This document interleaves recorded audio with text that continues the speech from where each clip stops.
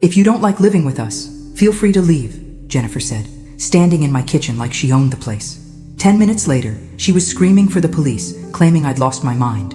What she didn't expect was that I'd been recording our conversation the entire time. If you're watching this, subscribe and let me know where you're watching from. Let me tell you how I ended up packing my daughter-in-law's belongings while she called 911 on me. It started 8 months ago when my son Daniel lost his job at the accounting firm. "Just temporarily, Mom," he'd said, showing up at my door with Jennifer and their 2 suitcases. "Until I get back on my feet." I'm Margaret Walsh, 67 years old, and apparently naive enough to believe that temporarily meant what it used to mean. My husband Robert left me this beautiful 4-bedroom house in Maple Heights when he passed 2 years ago, along with a comfortable retirement that I'd earned through 40 years of teaching high school English. What I didn't realize was that I'd just invited 2 parasites into my home. "Mom, you're being ridiculous," Daniel had said that Tuesday morning, when I suggested maybe 8 months was long enough for a temporary stay. "Jennifer and I contribute to this household." Contribute. That's rich. Considering they'd paid exactly $0 in rent, utilities, or groceries since moving in. Jennifer worked part-time at a salon and spent most of her income on designer coffee and online shopping. Daniel had supposedly been job hunting, though his hunting grounds seemed to be limited to the couch and my refrigerator. "We do the dishes sometimes," Jennifer added, not looking up from her phone where she was scrolling through vacation photos from the trip to Cancun they'd taken with my credit card, without asking. "How generous of you," I said. Even I could hear the acid in my voice. That's when Jennifer looked up, her eyes cold as winter. "Margaret, if you don't like living with us, you're free to leave any time." The audacity took my breath away. In my own house, my own kitchen, standing next to the refrigerator I'd bought and paid for, eating food I'd purchased with my pension. "Excuse me?" I said quietly. "You heard me. Nobody's forcing you to stay here if we're such a burden." Daniel shifted uncomfortably, but said nothing. My own son, watching his wife kick his mother out of her own home. That's when something snapped inside me. The old Margaret would have apologized, maybe even started packing her own bags. But this Margaret had been pushed too far. "You know what, Jennifer? You're absolutely right." I walked upstairs to the guest room where they'd been sleeping and pulled their largest suitcase from the closet. Jennifer followed me, probably expecting to see me fold my clothes into it. Instead, I started tossing her things inside. Her expensive workout clothes that had never seen a gym, the jewelry she'd bought with money they didn't have, the designer handbags cluttering my dresser. "What are you doing?" she shrieked. "Packing," I said calmly, adding Daniel's collection of gaming equipment to the pile. "Isn't this what you wanted? Not our stuff." "Your stuff!" I paused, holding one of her ridiculously overpriced sweaters. "Oh, honey, I'm not the one who needs to leave. This is my house. My name is on the deed." Her face went white, then red, then purple. She pulled out her phone and started dialing frantically. "Yes, I need police and an ambulance," she said, her voice suddenly shaky and tearful. "My mother-in-law is having some kind of breakdown. She's acting completely erratic, and I'm scared for everyone's safety." Mother-in-law? Since when was I family? "She's threatening us and packing our belongings. I think she might be having a psychotic episode." I kept packing, amazed at how calm I felt. Let her call whoever she wanted. This was still my house. What I didn't know was that Jennifer had been planning this moment for months. 7 minutes after Jennifer's dramatic phone call, my doorbell rang. Through the window, I could see 2 police officers and a paramedic standing on my porch. Behind them was a black sedan I didn't recognize. "Mrs. Walsh?" The older officer was polite but cautious. "We received a call about a disturbance." "Please come in," I said, stepping aside, though I'm not sure what disturbance they're referring to. Jennifer appeared at the top of the stairs, her face streaked with what looked like genuine tears. "Officers, thank God you're here." She just started throwing our things around, shouting about how we don't belong here. I've never seen her like this. The younger officer looked between us. "Ma'am, is this your residence?" "Yes, it is. I've lived here for 32 years. "And you, miss?" "I'm Jennifer Walsh, Daniel's wife. Daniel is Margaret's son. We've been staying here to help take care of her since her husband died." "Help take care of me?" I almost laughed. The woman who couldn't remember to flush the toilet was taking care of me? "Mrs. Walsh," the older officer said gently, "your daughter-in-law says you were packing their belongings and asked them to leave.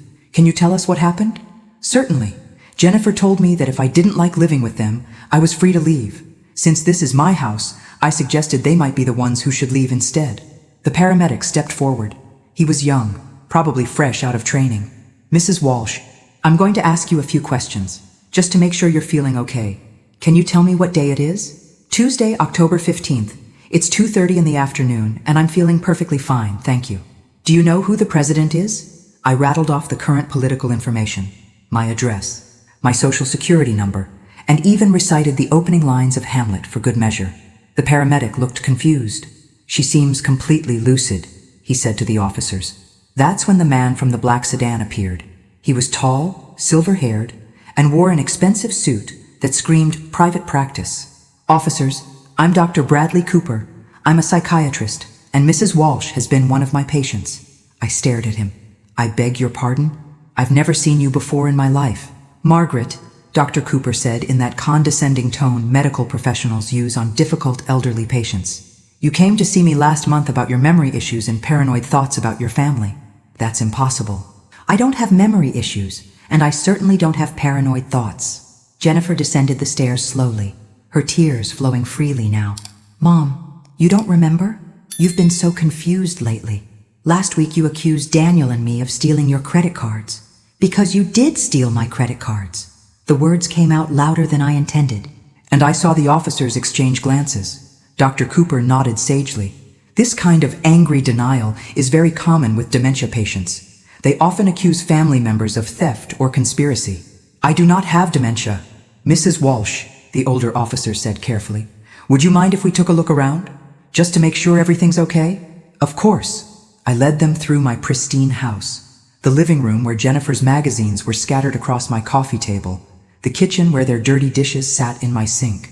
My home office where Daniel had been using my computer to play online poker.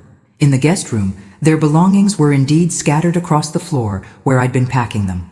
To someone who didn't know the context, it might have looked like the actions of someone having a breakdown. Dr. Cooper examined the scene with theatrical concern. Margaret, can you explain why you were packing these items? Because Jennifer told me if I didn't like living with them, I could leave. I was simply taking her advice and helping them pack. But these aren't your belongings to pack, he said gently. They're in my house. They've been here 8 months without paying rent. Jennifer sobbed louder. She's been getting more and more agitated about money. Yesterday, she accused us of not contributing, even though we pay for groceries all the time. I wanted to ask her to produce a single receipt, but something in Dr. Cooper's eyes warned me that anything I said would be used as evidence of my deteriorating mental state.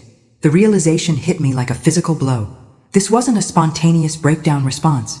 This was planned. Mrs. Walsh, we'd like you to come with us to the hospital, Dr. Cooper said, his voice dripping with false compassion. Just for observation, a few tests to make sure you're okay. And if I refuse? Well, the older officer interjected. We can't force you, but Dr. Cooper here has some concerns about your mental state. I looked around my living room at the assembled cast of my apparent breakdown. Jennifer clutching tissues. Daniel hovering uselessly in the background.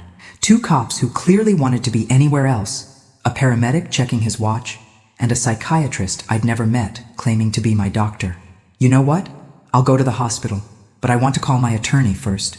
Margaret, Jennifer said quickly, you don't need an attorney. We're family. We just want you to get better. Family. Right. The same family that had been living in my house rent-free while telling me I could leave if I didn't like it. I picked up my phone and dialed Margaret Chen, my lawyer who'd handled Robert's estate. She answered on the second ring. Margaret, it's Maggie Walsh. I need you to meet me at Maple Heights General. Apparently I'm having a psychiatric evaluation. What? Maggie, what's going on? I'll explain when you get there. I hung up before anyone could object. Dr. Cooper frowned.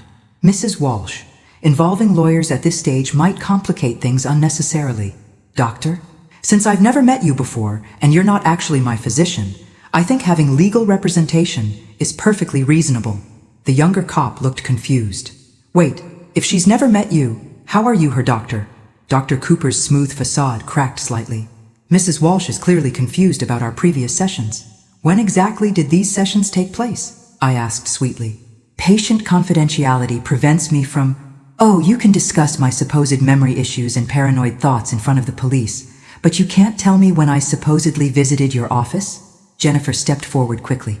Mom, you don't remember because of the confusion. That's why Dr. Cooper is here to help. Jennifer, in 30 years of marriage to your father-in-law, I never once had memory issues. I balanced our checkbook, managed my classroom of 30 teenagers, and could tell you every birthday and anniversary in the family. But somehow, in the 8 months since you moved in, I've developed sudden onset dementia? The older officer was starting to look skeptical. Dr. Cooper, do you have documentation of your previous treatment of Mrs. Walsh? The records are at my office, he said stiffly. Which office? I asked. What's your practice called? Where is it located? Another crack in the facade. I don't think this hostile interrogation is helpful for the patient's mental state. Hostile interrogation? I laughed. Officer, I'm asking a man who claims to be my doctor to provide basic information about his practice. If that's hostile, then I guess I really am losing my mind. Jennifer was looking nervous now, glancing between Dr. Cooper and the police officers. Can we just get her to the hospital? She clearly needs help. That's when Margaret Chen arrived. She swept through my front door like an avenging angel in a navy blue suit, her briefcase in one hand and her phone in the other. Which one of you is Dr. Cooper? She asked without preamble. The silver-haired man stepped forward. I am. And you are? Margaret Chen, Mrs. Walsh's attorney. I just called the state medical board. Funny thing about Dr. Bradley Cooper. He had his license suspended 6 months ago for participating in fraudulent psychiatric holds. The room went dead silent. That's impossible, Jennifer whispered. Oh, it's very possible. Dr. Cooper here has quite the reputation for helping families commit elderly relatives against their will, usually for a substantial fee. Dr. Cooper was already backing toward the door. There's been some misunderstanding. The only misunderstanding, Margaret Chen said coldly, is thinking you could run this scam in my client's house. As the fake doctor fled and the police officers started asking Jennifer very pointed questions, I realized this was just the beginning. The next morning, I sat in Margaret Chen's office drinking coffee from real china cups while she spread documents across her mahogany desk. After the police had taken statements and Dr. Cooper had vanished into the night, Jennifer and Daniel had retreated to the guest room, presumably to plan their next move. How long has this been building? Margaret asked, adjusting her reading glasses. 8 months officially, though I think Jennifer's been sizing up my house since the day she met Daniel. I took a sip of coffee. She always had an opinion about how I could better utilize my space. Margaret nodded. The fake psychiatric hold is a sophisticated scam. Dr. Cooper, his real name is Brian Kellerman, by the way, has been running this operation in 3 different states. How does it work? Family member calls claiming elderly relative is having a breakdown. Kellerman arrives, poses as the person's doctor, convinces police the person needs emergency psychiatric hold. Once the person is committed, the family has 72 hours to initiate guardianship proceedings. The implications hit me like ice water. They were trying to have me declared incompetent. Exactly. Your daughter-in-law would become your legal guardian with control over your assets, your house, your medical decisions. Everything. I thought about Jennifer's confident demeanor yesterday. The way she'd seemed so prepared with her tears and her story about my memory issues. This wasn't spontaneous. She's been planning this. Margaret pulled out another file. I did some research on Jennifer Walsh last night. Fascinating woman. Before she married your son, she was Jennifer Parker, then Jennifer Martinez, then Jennifer Thompson. 3 marriages, 3 elderly spouses. Her first husband was 72. Left her his condo in Florida when he died of a sudden heart attack. Second husband was 68, left her his investment portfolio after a convenient fall down the stairs. Third husband was 75, signed over his assets to her just weeks before he was found dead in his pool. My hands were shaking. And now she's married to my son, who's 42 and completely healthy, but his mother, Margaret let the sentence hang. His mother is 67, with a paid-off house and a substantial retirement account. Bingo. Daniel might not even know what Jennifer's really planning. Some of these women are very skilled at manipulation. I stood up and walked to Margaret's window, looking out at the busy street below. Normal people going about their normal lives, unaware that predators like Jennifer existed. What do? First, we document everything. I want you to install security cameras in your house today. Record every conversation, every interaction. Second, we contact the other jurisdictions where Jennifer operated. Build a pattern of behavior. And third, Margaret smiled grimly. Third, we give Jennifer Walsh exactly what she deserves. That afternoon, I returned home to find Jennifer in my kitchen, making herself a sandwich. She looked up when I entered, her expression carefully neutral. "How are you feeling today?" "Mom?" "Mom." She'd never called me that before yesterday. "I'm feeling quite well, thank you. Although I am curious about something." "What's that?" She was being so careful, so concerned. The perfect daughter-in-law tending to her confused mother-in-law. "I was wondering about your previous marriages." Jennifer's hand froze halfway to the mustard jar. "My what?" "Your previous husbands. I met the most interesting police detective today. He had some fascinating stories about recent widow Jennifer Parker, Jennifer Martinez, and Jennifer Thompson." The color drained from her face. "I don't know what you're talking about." "Of course you don't." I opened my purse and pulled out the small recording device Margaret had given me. "Just like you don't know Dr. Cooper's real name is Brian Kellerman, and he's a convicted fraud." Jennifer stared at the device like it was a snake. "You can't record me without my permission. Actually, in a one-party consent state like ours, I can record any conversation I'm participating in, especially in my own house." She was backing toward the door now, her mask of concern completely gone. "Daniel!" My son appeared from the living room, remote control still in his hand. "What's wrong?" "Your mother is recording us. She's completely paranoid." Daniel looked confused. "Mom, why are you recording Jennifer?" "Because your wife has been married 3 times before you, and all 3 of her previous husbands are dead." The remote control clattered to the floor. Daniel stood frozen in my living room, staring at Jennifer like he'd never seen her before. "That's not true," he said finally, but his voice lacked conviction. "Show him the documents, Margaret," I said into my phone, which was connected to a conference call with my attorney. Margaret's voice came through the speaker clearly. "Daniel, I'm emailing you the death certificates and marriage licenses right now. Your wife was married to Robert Parker in 2018. He died 6 months later. Then to Carlos Martinez in 2019. He died 8 months after the wedding. Then to William Thompson in 2021. Dead in 4 months. Jennifer finally found her voice. "Those were coincidences. I can't help it if I attracted older men who had health problems." "Older men," I repeated. "Robert Parker was 72. Carlos Martinez was 68. William Thompson was 75. And now you're married to my 42-year-old son. That's quite a pattern, Jennifer." Daniel was scrolling through his phone, reading the documents Margaret had sent. His face grew paler with each swipe. "Jennifer," he said quietly, "you told me you'd only been married once before. To a man who died in a car accident. I didn't want you to think I was unlucky in love," she said, trying to recapture her sweet, vulnerable tone. "People judge widows, especially young widows." Young? Jennifer was 39 years old and looked every day of it under her carefully applied makeup. "What about Dr. Cooper?" Daniel asked. "The man who was here yesterday claiming to be Mom's psychiatrist?" Jennifer's eyes darted between us. "I don't know anything about him. The police must have called him." Margaret's voice cut through the speaker. "Actually, Jennifer, we have phone records showing 3 calls from your cell phone to Brian Kellerman's number over the past 2 weeks. The longest call was 47 minutes. That's impossible. Would you like me to read you the exact times and durations?" Jennifer was backing toward the staircase now. "Daniel, you have to believe me. Your mother is trying to turn you against me." "Turn him against you?" I laughed. "Jennifer, you tried to have me committed to a psychiatric facility yesterday. You called a fake doctor to my house and told the police I was having a breakdown. I don't need to turn anyone against you. You're doing a fine job of that yourself." Daniel was staring at his phone screen. "Jennifer, this says Robert Parker changed his will 2 weeks before he died.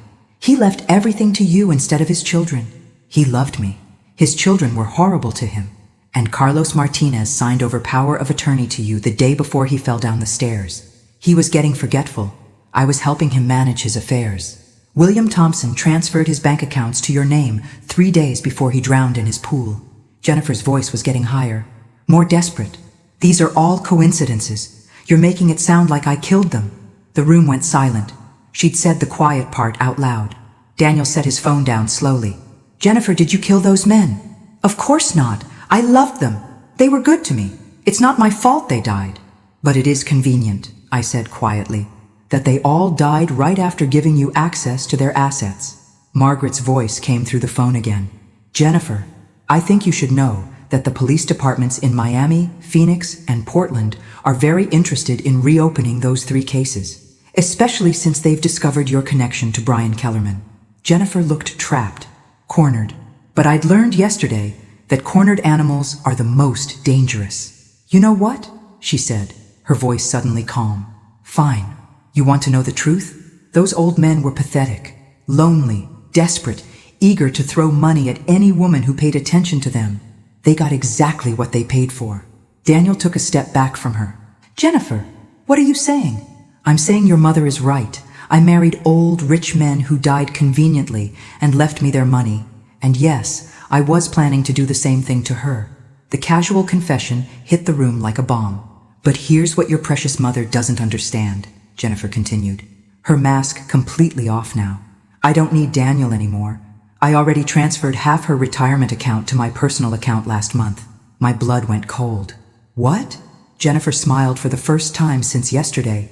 Amazing what you can accomplish with someone's signature when you bring them their morning coffee every day. A little something in the coffee to make them drowsy, a few documents to sign, and voila, she'd been drugging me. You've been drugging me, I said, the pieces finally clicking into place. The unexplained fatigue I'd been experiencing. The mornings when I'd wake up groggy with no memory of the previous evening. The documents I'd supposedly signed but couldn't remember. Jennifer's smile was cold and satisfied. Just a little something to help you sleep better. You seemed so stressed about having house guests. Daniel was backing away from her, horror written across his face. Jennifer, you drugged my mother? Oh, don't act so shocked, Danny. You were happy enough to spend the money I transferred from her accounts. That vacation to Cancun, the new gaming equipment, the designer clothes I bought you. Where did you think the money was coming from? I thought you were working. I thought your salon job paid minimum wage plus tips. Really, Daniel, you're even more naive than your mother. Margaret's voice crackled through the phone speaker. Jennifer, I need you to know that this entire conversation is being recorded. And as of 10 minutes ago, the FBI has frozen all bank accounts associated with your social security number. Jennifer's confidence faltered. You can't do that. Actually, when someone is suspected of serial elder fraud across multiple states, the federal government can do quite a lot. In fact, Agent Sarah Mitchell should be arriving at the house any moment now. As if on cue, the doorbell rang. Through the window I could see black SUVs lining my street. You set me up, Jennifer whispered. No, I said, standing up straighter than I had in months. I protected myself. There's a difference. The FBI agents were professional and efficient. Agent Mitchell, a woman about my age with steel-gray hair and kind eyes, took Jennifer into custody while explaining her rights. The irony wasn't lost on me that Jennifer was being read the same rights she'd tried to strip away from me. Mrs. Walsh, Agent Mitchell said after Jennifer had been taken away, we're going to need you to come to the field office tomorrow to give a full statement. But I want you to know how brave you were to come forward. I didn't come forward. I was just trying to keep them from kicking me out of my own house. Agent Mitchell smiled. Sometimes the bravest thing we do is simply refuse to be victims. After the agents left, Daniel and I sat in my living room in awkward silence. He looked older somehow, smaller. The man who'd watched his wife insult me in my own kitchen was gone, replaced by someone who was clearly questioning everything he thought he knew about his life. Mom, he said finally, I didn't know about any of it. I swear to you, I had no idea what Jennifer was doing. I studied his face, looking for the truth. But you knew she was disrespectful to me. You heard her tell me to leave my own house. And you said nothing. He nodded miserably. You're right. I was weak. I was so grateful that someone wanted to be with me after I lost my job. I didn't want to rock the boat. And now? Now I realize I chose a woman who was planning to murder my mother over the son who let her get away with it. He looked up at me with tears in his eyes. Can you ever forgive me? I reached over and took his hand. Daniel, you're my son. I love you. But you need to understand that respect isn't optional. Not in my house, not in my life. I understand. And Mom, I'm going to find my own place. You deserve to have your house back. I squeezed his hand. One thing at a time. First, we're going to figure out how much money Jennifer stole and get it back. Then we're going to make sure she never has the opportunity to hurt another family. What I didn't tell him was that I'd already decided what I was going to do with the money once we recovered it. Jennifer Walsh thought she could prey on vulnerable seniors with impunity. She was about to learn how wrong she was. 3 weeks after Jennifer's arrest, I was sitting in Agent Mitchell's office, staring at a number that made my head spin. She stole $347,000 from you over 8 months, Agent Mitchell said, sliding the bank statements across her desk. But here's what's interesting. She only spent about 60,000 of it. Where's the rest?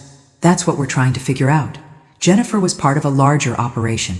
We think your case was just one piece of a much bigger puzzle. I leaned back in the uncomfortable government-issued chair. How much bigger? Agent Mitchell pulled out a thick file. We've identified at least 15 other victims across 6 states, all elderly, all targeted the same way. Fake psychiatric holds, fraudulent power of attorney documents, forged signatures. 15 people like me? 15 people who weren't as smart as you, she corrected. Most of them are now in nursing homes, declared incompetent by courts, their assets controlled by loving family members who are actually part of this network. The scope of it was staggering. Jennifer was working with other people? Jennifer, Brian Kellerman, at least 3 other fake doctors, several corrupt lawyers, and what appears to be a placement coordinator who identifies targets. Placement coordinator? Agent Mitchell opened another file. Someone who works in healthcare or senior services, identifies wealthy elderly people who are isolated or vulnerable, and passes their information to the team. I thought about how easily Jennifer had waltzed into my life through Daniel. How did they find me? We're still investigating that. But Mrs. Walsh, we need your help. What kind of help? The other victims can't testify. They've been declared mentally incompetent, or they're too scared, or they've been convinced by their captors that they're actually sick. You're the only victim who fought back successfully. What are you asking me to do? Agent Mitchell leaned forward. Help us catch the rest of them. There's someone at the top of this operation we haven't identified yet.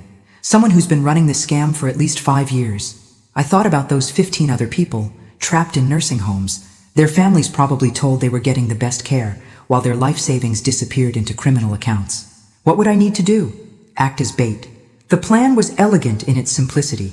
Agent Mitchell explained it over coffee in my kitchen 3 days later, with Daniel listening in shocked silence. They would leak information that I'd recovered my stolen money and was looking to invest it safely.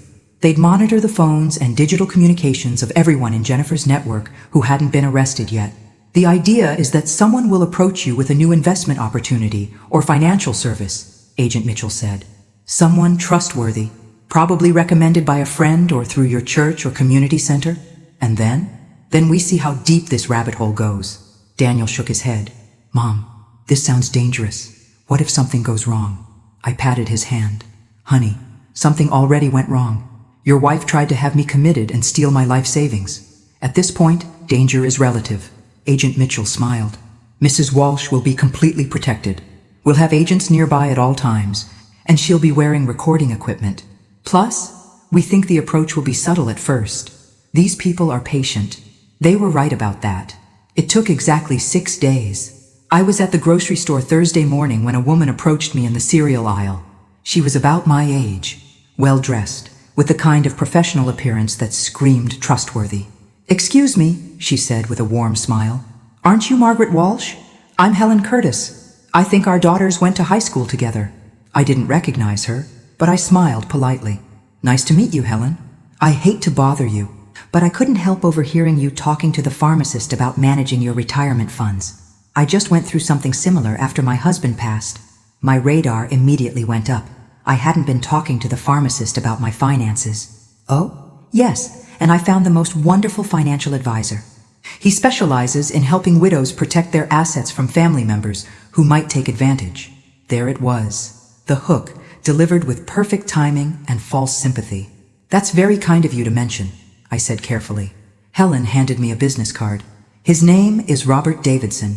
He's helped so many of us ladies in similar situations. Very discreet, very professional. After she walked away, I immediately texted Agent Mitchell the details. Her response came back quickly. Perfect. We know Robert Davidson. He's been on our radar for months. 2 days later, Robert Davidson called. Robert Davidson had the smoothest voice I'd heard since my high school drama teacher. Warm, reassuring, with just a hint of concern that made you want to trust him immediately. Mrs. Walsh, Helen Curtis suggested I reach out to you. She mentioned you might be interested in exploring some secure investment options. I might be, I said, settling into my kitchen chair while Agent Mitchell monitored from the van parked across the street. Though I have to admit, I'm a bit wary these days. I recently had some trouble with someone trying to take advantage of my finances. Oh my, Robert's voice oozed sympathy. Unfortunately, that's far too common. Elder financial abuse is epidemic. particularly from family members who feel entitled to their parents' assets. He was good, really good. Would you be interested in meeting for coffee? I have an office in downtown Maple Heights, very comfortable, very private. I specialize in helping seniors protect their wealth from predatory family members. We arranged to meet the following Tuesday at his office. Agent Mitchell briefed me thoroughly beforehand.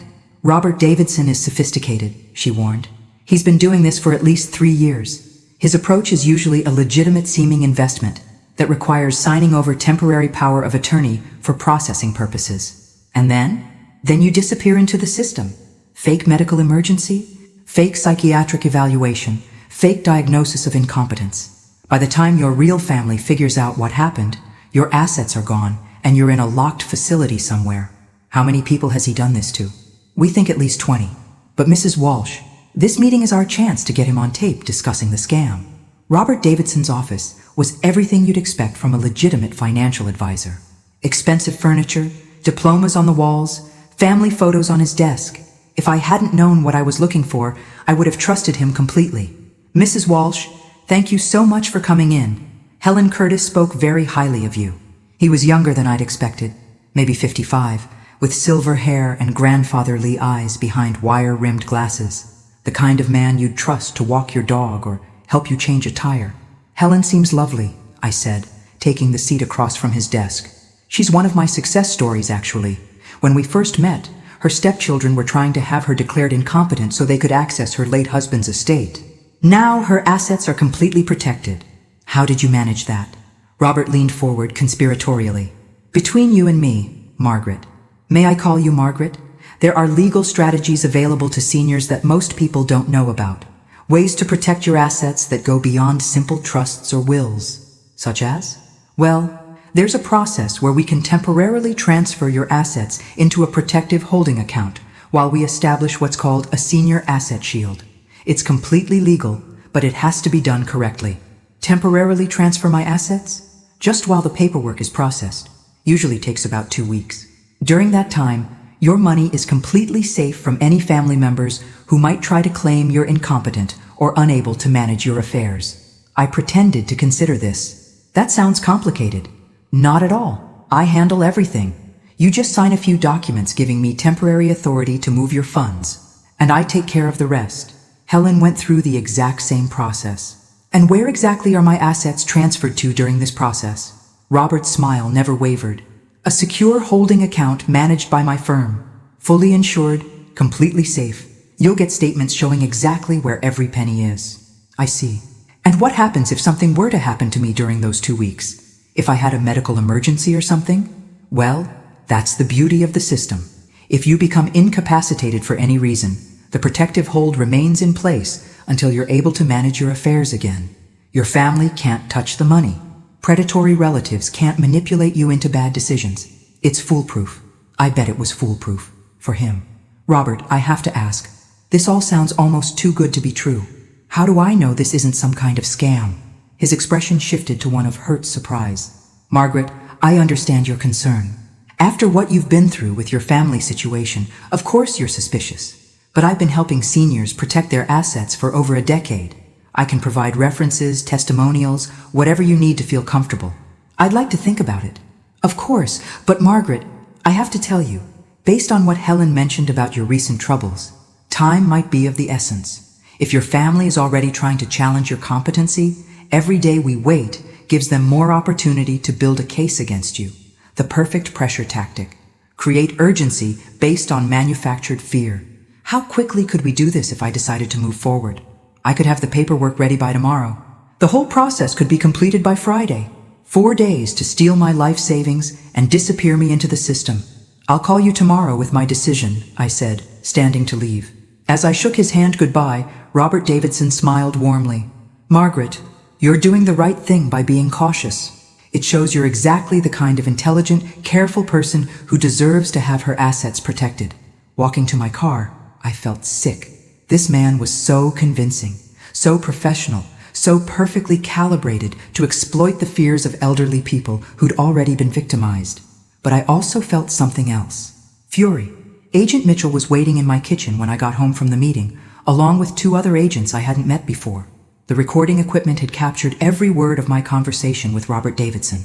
"Outstanding work, Mrs. Walsh," Agent Mitchell said, pulling up the audio files on her laptop.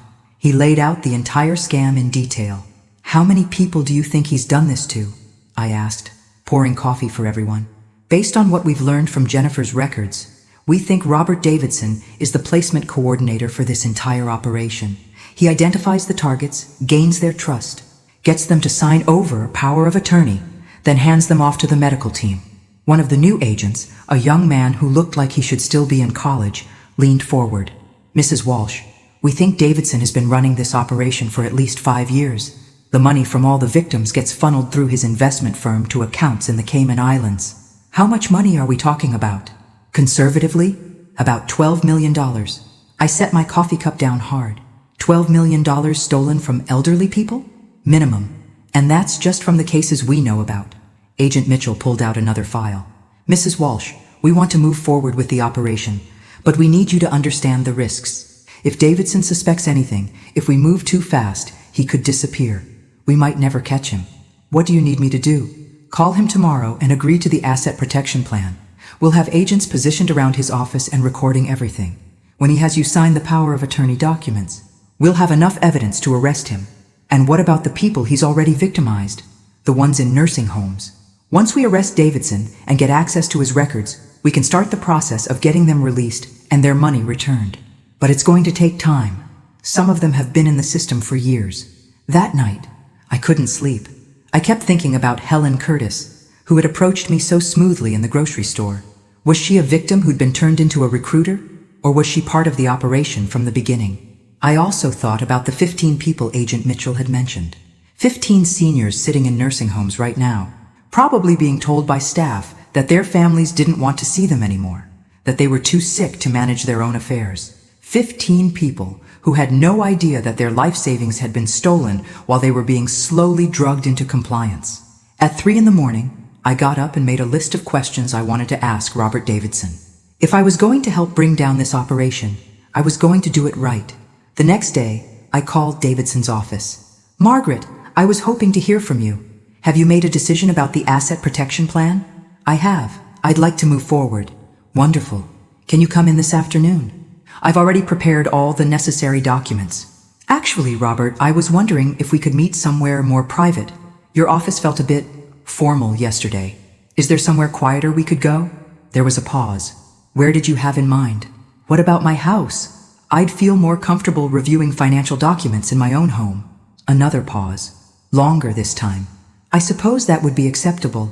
Would 3 o'clock work for you?" "Perfect." After I hung up, I called Agent Mitchell. "He's coming to my house this afternoon." "Even better. We can wire the entire house for sound and video." "Mrs. Walsh, by the end of today, we should have enough evidence to take down the entire network." At 2:45 that afternoon, I was sitting in my living room watching through the window as Robert Davidson pulled into my driveway. He carried a leather briefcase and looked exactly like what he was pretending to be. A trustworthy financial advisor making a house call to help an elderly client. What he didn't know was that FBI agents were positioned in 3 houses on my street, that my entire house was wired for audio and video, and that the little old lady he was planning to victimize had already figured out his game. I opened the door with my best grateful widow smile. "Robert, thank you so much for coming to my house. This feels much more comfortable." "Of course, Margaret. I want you to feel completely at ease with this process." As I led him into my living room, I wondered how many other elderly people had heard those exact words just before signing away their freedom. But today was going to be different.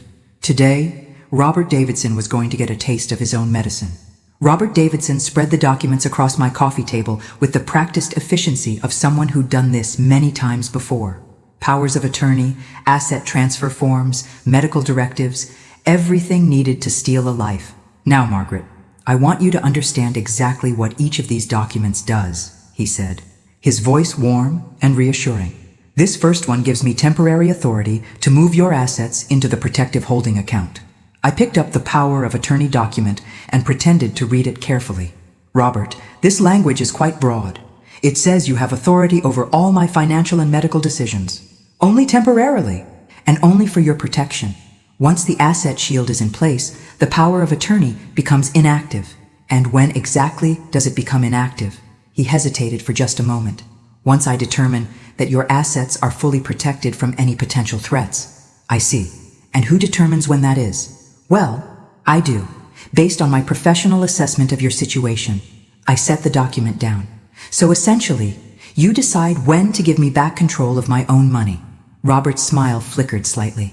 Margaret, I understand your concern, but you have to trust the process. This is exactly how we protected Helen Curtis's assets. Speaking of Helen, I'd love to talk to her about her experience. Could you give me her phone number? I'm afraid I can't share client contact information. Confidentiality, you understand. Of course, but surely she wouldn't mind me calling her. After all, she's the one who recommended you. Robert was looking uncomfortable now. Perhaps we could arrange for her to call you after we complete the paperwork. Why not before? Because he stopped, clearly realizing he was painting himself into a corner. Margaret, I sense some hesitation on your part. Is there something specific that's concerning you? I leaned back in my chair and looked at him carefully. This man who made his living by destroying elderly people's lives. This predator who had perfected the art of seeming trustworthy while planning betrayal. Robert, I'm curious about something. How did Helen Curtis know I was talking to the pharmacist about my finances? His face went blank. I'm sorry? When she approached me at the grocery store, she said she overheard me discussing retirement funds with the pharmacist, but I never had that conversation. Perhaps you forgot. Robert, I'm 67 years old, not 97. My memory is perfect. So how did Helen know to approach me? The friendly mask was slipping now. Margaret, I think you're overthinking this. Am I? Because I'm also curious about something else. You said you've been helping seniors for over a decade, but your business license was only filed 3 years ago. Robert started gathering up the documents. I think perhaps this isn't the right time for you to make these kinds of financial decisions. Actually, I think this is the perfect time. I stood up and walked to my window. Robert, do you see that van parked across the street? He turned to look, and I saw his face go pale. That's FBI agent Sarah Mitchell. She's been listening to our entire conversation. Robert was on his feet now, stuffing papers into his briefcase. This is entrapment. No, Robert. Entrapment is what you do to elderly people. This is justice. He was moving toward the door when it opened, and Agent Mitchell walked in, followed by 2 other agents. Robert Davidson, you're under arrest for elder fraud, identity theft, and conspiracy to commit kidnapping. As they read him his rights and led him away in handcuffs, Robert looked back at me with pure hatred in his eyes. You have no idea what you've done, he said. This is bigger than you think. Agent Mitchell closed the door behind them and turned to me with a smile. Mrs. Walsh, we couldn't have done this without you. What happens now? Now we use the information from Davidson's records to locate all the victims and start getting them released. And we follow the money trail to see how high this goes. 2 hours later, Agent Mitchell called me with news that made my blood run cold. Mrs. Walsh, we've been going through Davidson's files. This operation isn't just regional, it's national. And the person at the top, she paused. You're not going to believe this. Who is it? Davidson's been reporting to someone called the coordinator. Based on the communication patterns and financial flows, we think the coordinator has been running similar operations in at least 15 states. How much money? We're estimating over $50 million stolen from elderly victims over the past 8 years. I sat down heavily in my kitchen chair. $50 million? Mrs. Walsh, you didn't just help us catch a small-time scammer. You helped us uncover what might be the largest elder fraud operation in U.S. history. But the biggest shock was still coming. Agent Mitchell arrived at my house the next morning with news that changed everything I thought I knew about the case. Mrs. Walsh, we've identified the coordinator, she said, setting a file on my kitchen table.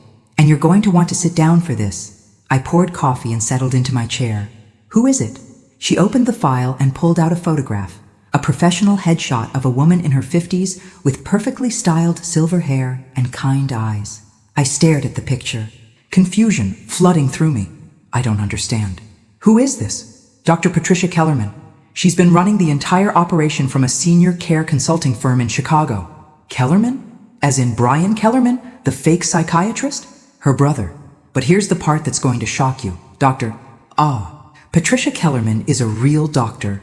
She's a licensed geriatrician who's been using her position in the medical community to identify and target victims. I studied the photograph more carefully. Something about the woman's face seemed familiar, but I couldn't place where I might have seen her. She uses her medical practice to identify elderly patients who are wealthy and isolated, Agent Mitchell continued. Then she refers them to what she calls specialized elder care coordinators, people like Robert Davidson. And her patients trust her because she's a real doctor. Exactly.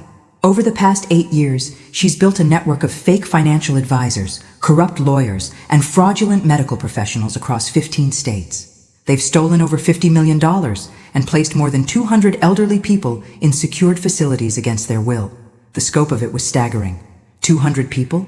We started making arrests across the country yesterday. We've recovered 37 victims so far, and we're working to locate the rest. Agent Mitchell pulled out another document. Mrs. Walsh, there's something else. We found your name in Dr. Kellerman's files. My blood went cold. What do you mean? You were targeted 18 months ago.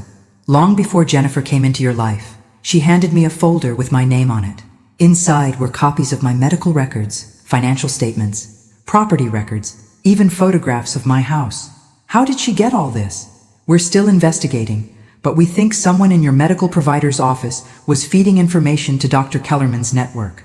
I thought back to my annual physical 18 months ago, the routine blood work and screening tests. Had someone in my doctor's office been passing my information to these criminals? Mrs. Walsh, Jennifer didn't find your family by accident. She was directed to your son Daniel specifically because Dr. Kellerman's research showed you were the perfect target. What do you mean, perfect target? Agent Mitchell flipped through the file. Wealthy widow, adult children who live far away, no close family nearby, good health but getting older. You checked every box on their victim profile. The realization hit me like a physical blow. Daniel didn't meet Jennifer at a coffee shop. She sought him out. We think so. Jennifer's previous marriages all followed the same pattern. She would research wealthy elderly people, then target their adult children or grandchildren to gain access to the family. I thought about Daniel's whirlwind romance with Jennifer, how quickly they'd moved in together, how eager she'd been to meet me. I'd attributed it to young love, but it had been calculated predation from the beginning. There's more, Agent Mitchell said gently. Dr. Kellerman has been arrested in Chicago. When we searched her office, we found detailed plans for your case. You were going to be placed in a secured facility in Florida, where you would have been kept sedated and isolated while they drained your accounts. For how long? Until you died. Or until the money ran out. The casual brutality of it took my breath away. And my son? What would they have told Daniel? That you were getting the best possible care for your dementia, and that visits weren't recommended because they agitated you. I stood up and walked to my window, looking out at the street where I'd lived for 32 years, the neighborhood where I'd raised Daniel, where I'd buried my husband, where I'd planned to grow old peacefully. Mrs. Walsh, I want you to know that your actions didn't just save yourself. Because of what you did, we've been able to rescue dozens of other victims and shut down the largest elder fraud operation we've ever encountered. I turned back to Agent Mitchell. What happens to the money they stole? We're working to return as much as possible to the victims. In your case, we've recovered all of your funds plus interest. And the people who were placed in facilities? We're working with state authorities to get them released and reunited with their real families. It's going to take time, but we'll get them home. That afternoon, I sat in my garden with a cup of tea, thinking about everything that had happened. 6 months ago, I'd been a lonely widow, letting her son and his wife take advantage of her kindness. Today, I was a woman who had brought down a criminal empire. My phone rang. It was Daniel. Mom, I just saw the news. Dr. Kellerman's arrest is all over the television. I know. They're saying you helped the FBI catch the whole network. I did what needed to be done. There was a long pause. Mom, I'm so proud of you. And I'm so sorry for everything Jennifer put you through. For everything I let her put you through. Daniel, you were a victim too. Jennifer manipulated you just like she tried to manipulate me. But you fought back. You refused to be a victim. I smiled, watching a cardinal land on my bird feeder. Sometimes the most dangerous thing you can do to a predator is refuse to be prey. 6 months later, I received a letter from the Department of Justice thanking me for my service in taking down the Kellerman network. The operation had rescued 187 elderly victims and recovered $42 million in stolen assets. But the real reward came 3 weeks after that, when a woman named Dorothy Miller called to thank me. She'd been one of Dr. Kellerman's victims, trapped in a facility in Nevada for 14 months while her assets were drained. Mrs. Walsh, she said, her voice strong and clear. "Because of what you did, I'm back in my own home with my own family. You gave me my life back." That evening, sitting in my living room where Jennifer had once tried to convince police I was having a breakdown, I realized something important. I wasn't the same woman who had let her daughter-in-law walk all over her. I wasn't the grieving widow who had been too polite to stand up for herself. I was Margaret Walsh, 67 years old, and I was nobody's victim. Thanks for listening. Don't forget to subscribe and feel free to share your story in the comments. Your voice matters.